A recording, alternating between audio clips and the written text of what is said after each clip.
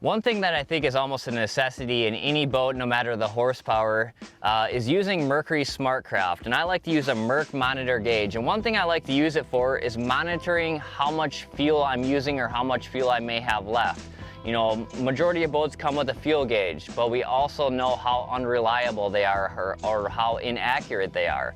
And so to me, why not monitor the fuel that's actually being used through the engine, through the ECM, which communicates through the Smart Craft gauge.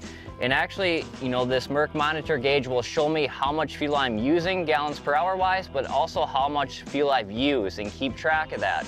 And to me, that's very important. No matter if I'm making long runs in a tournament, I can monitor that down to a half a gallon or so of how much fuel I actually have in my tank.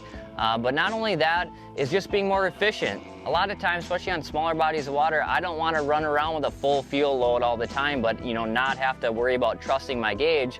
But if I know if I only have 30 gallons left in my tank, that maybe I'm going to add maybe 5 to 10 gallons more to get me through the day or two that I'm going to be on a trip for.